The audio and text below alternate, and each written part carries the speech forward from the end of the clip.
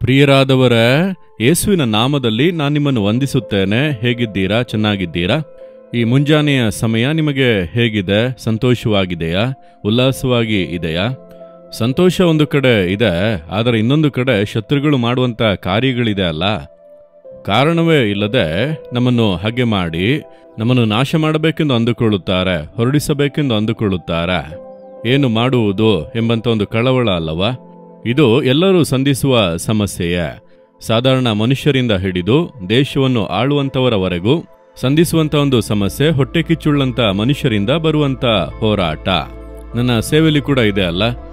ಒಂದೇ ಆತ್ಮನಿಂದ ತುಂಬಿಸಲ್ಪಟ್ಟು, ಒಂದೇ ದೇವರಿಂದ ಆರಿಸಿಕೊಳ್ಳಲ್ಪಟ್ಟು, ಒಬ್ಬರೇ ದೇವರ ಬಗ್ಗೆ ಪ್ರಸಂಗ ಮಾಡುವಂಥ ಸೇವಕರಲ್ಲಿಯೂ ಹೊಟ್ಟೆ ಕಿಚ್ಚಿನ ಆತ್ಮ ಕಾರ್ಯ ಮಾಡುತ್ತದೆ. ಆ ರೀತಿಯಾಗಿ ಇದ್ದೇ ಇರುತ್ತದೆ. ಆದರೆ ಏನ್ ನಡೆಯುತ್ತದೆ ಗೊತ್ತಾ? ದಾವೀದನೆಂಬಂತ ಭಕ್ತನು ತನ್ನ ಅನುಭವವನ್ನು ಹೇಳುತ್ತಾನೆ. 2 ಸಮುವೇಲನು 22ನೇ ಅಧ್ಯಾಯ 49ನೇ ವಾಕ್ಯದಲ್ಲಿ, ನೀನು ನನ್ನನ್ನು ನನ್ನ ಎದುರಾಳಿಗಳಿಗೆ ತಪ್ಪಿಸಿ ಉನ್ನತ ಪಡಿಸುತ್ತಿ, ಬಲಾತ್ಕಾರಿಗಳಿಂದ ನನ್ನನ್ನು ರಕ್ಷಿಸುತ್ತೀಯೆ. ದೇವರೇ, ನನಗೆ ವಿರೋಧವಾಗಿ ಮನುಷ್ಯರು ಎದ್ದೇಳುತ್ತಾರೆ, ಅಂಥವರ ಮುಂದೆಯೇ ನೀವು ನನ್ನನ್ನು ಉನ್ನತ ಪಡಿಸುತ್ತೀರಿ. ನನಗೆ ವಿರೋಧವಾಗಿ ಎದ್ದೇಳುತ್ತಾರಲ್ಲ, ಅವರ ಮುಂದೆಯೇ ನನ್ನನ್ನು ಉನ್ನತ ಪಡಿಸಿ ಬಲಾತ್ಕಾರಿಗಳಿಂದ ನನ್ನನ್ನು ರಕ್ಷಿಸುವಿರಿ. ನೋಡಿದಿರ, ದಾವೀದನ ಜೀವಿತದಲ್ಲಿ ಆ ರೀತಿ ನಡೆಯಿತು. ಹೊಟ್ಟೆ ಕಿಚ್ಚಿನಿಂದ ದಾವೀದನನ್ನು ನಾಶ ಮಾಡಬೇಕೆಂಬುದಾಗಿ ಬಂದರು. ಒಂದು ಸೈನ್ಯವೇ ಹಿಂದಟ್ಟಿತು, ರಾಜನೇ ಹಿಂದಟ್ಟಿದನು. ಆದರೆ ಕರ್ತನು ನೋಡಿರಿ, ಅವನನ್ನು ಉನ್ನತಪಡಿಸಿ ಘನಪಡಿಸಿ ಅವನ ಮೇಲೆ ಹೊಟ್ಟೆ ಕಿಚ್ಚುಗೊಂಡವರು ಆಶಾಭಂಗ ಪಡುವಂತೆ ಮಾಡಿದರು. ನನಗೆ ಒಬ್ಬ ಸಹೋದರ ಗೊತ್ತು. ಅವರು ಒಂದು ಆಫೀಸ್ನಲ್ಲಿ ಕೆಲಸ ಮಾಡುತ್ತಾ ಇದ್ದರು. ಒಳ್ಳೆ ಜವಾಬ್ದಾರಿಯುಳ್ಳಂತ ಒಬ್ಬ ಅಧಿಕಾರಿಯಾಗಿ ಇದ್ದರು. ಅವರ ಜೊತೆಗೆ ಕೆಲಸ ಮಾಡುವಂತ ಕೆಲವರು ಗುಂಪು ಸೇರಿ ಇವರಿಗೆ ವಿರೋಧವಾಗಿ ಹೊಟ್ಟೆ ಕಿಚ್ಚುಕೊಂಡು ಇವರನ್ನು ಇಲ್ಲಿಂದ ಹೊರಡಿಸಬೇಕು, ಅವಮಾನ ಪಡಿಸಬೇಕು ಎಂಬುದಾಗಿ, ಹಣದ ಅವ್ಯವಹಾರ ನಡೆದಿದೆ ಎಂಬುದಾಗಿ ಒಂದು ಸುಳ್ಳು ಆಪಾದನೆಯನ್ನು ಅವರ ಮೇಲೆ ಹೊರಿಸಿದರು. ಆಗ ಅದರ ವಿಚಾರಣೆ ನಡೆಯಿತು. ಒಂದು ದೊಡ್ಡ ಒಂದು ಆಫೀಸ್ ವಿಚಾರಣೆ ನಡೆಯುವಾಗ ಇವರನ್ನು ಕರೆದು, ನೀನೇ ಈ ತಪ್ಪನ್ನು ಮಾಡಿದ್ಯಾ ಎಂದು ಒಪ್ಪಿಕೋ ಎಂದು ಅಧಿಕಾರಿಗಳು ಬೆದರಿಸಿದರು. ಇವರಿಗೇನ್ ಮಾಡುವುದೋ ತಿಳಿಯಲಿಲ್ಲ. ನಾನು ನೀತಿಯಿಂದ ನಡೆದೆನು, ಯಾರನ್ನು ಏಮಾರಿಸಲಿಲ್ಲ, ಇಲ್ಲಿ ಕಳ್ಳತನ ಮಾಡಿಲ್ಲ, ನಾನು ನಂಬಿಗಸ್ತನಾಗಿ ತಾನೇ ಇದ್ದೆ ಅನ್ನುವಾಗ, ಇಲ್ಲ, ನಿನ್ನನ್ನು ಬಂಧಿಸಿ ನೀನೇ ಈ ತಪ್ಪನ್ನು ಮಾಡಿದೆ ಎಂದು ನಿರೂಪಿಸುವುದಕ್ಕೆ ಆಧಾರ ಎಲ್ಲ ಇದೆ ಎಂದು ಹೇಳಿದರು. ಇವರೊಳಗೆ ಬಹಳ ಭಯ ಉಂಟಾಯಿತು. ನಾನು ಅವರಿಗೆ ವಿರೋಧವಾಗಿ ಏನು ತಪ್ಪು ಮಾಡಿದೆ? ನಾನು ಅವರನ್ನು ಪ್ರೀತಿಸಿದೆ, ಯಾವ ಕೇಡನ್ನು ಕೂಡ ಮಾಡಲಿಲ್ಲ. ಆದರೆ ಜೊತೆಗಿದ್ದವರು ಆ ರೀತಿ ಯೋಚಿಸಲಿಲ್ಲ, ಅವರಿಗೆ ಹೊಟ್ಟೆ ಕಿಚ್ಚು. ಅದರಿಂದ ಒಂದು ಬಾಧೆ, ಯಾವುದೇ ತಪ್ಪನ್ನು ಮಾಡದೆ ಈ ರೀತಿ ಬಾಧೆಗಳು ಬರುವಾಗ ಮನಸ್ಸಿಗೆ ವೇದನೆ ಉಂಟಾಗುತ್ತದೆ. ರಾತ್ರಿಯೆಲ್ಲ ದೇವರ ಸಮ್ಮುಖದಲ್ಲಿ ಅತ್ತರು, ದೇವರ ಮುಂದೆ ಕಣ್ಣೀರು ಸುರಿಸಿದರು. ನನಗೆ ಯಾರು ನೀತಿಯನ್ನು ಮಾಡುತ್ತಾರೆ? ಯಾರ ಬಳಿಗೆ ಹೋಗಿ ಹೇಳುವುದು?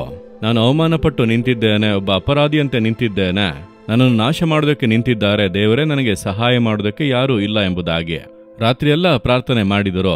ಬೆಳಗ್ಗೆ ಒಂದು ಸಮಾಧಾನ. ದೇವರು ಹೇಳಿದರು, ನೀನು ಹೋಗು, ನಾನು ನಿನ್ನ ಸಂಗಡ ಬರುತ್ತೇನೆ ಎಂಬುದಾಗಿ. ಇವರು ಆಫೀಸ್ಗೆ ಹೋಗುವಾಗ ಒಂದೇ ರಾತ್ರಿಯಲ್ಲೇ ವಿಷಯಗಳು ತಲೆಕೆಳಕಾಗಿ ಬದಲಾಗಿದ್ದವು.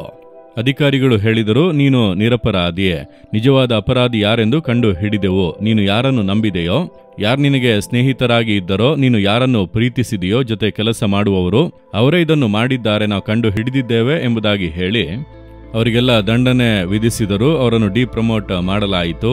ಅಂಥವರೆಲ್ಲರ ಮೇಲೆ ಇವರು ಅಧಿಕಾರಿಯಾಗಿ ನೇಮಿಸಲ್ಪಟ್ಟರು. ಹೇಗಿರುತ್ತದಲ್ಲವ?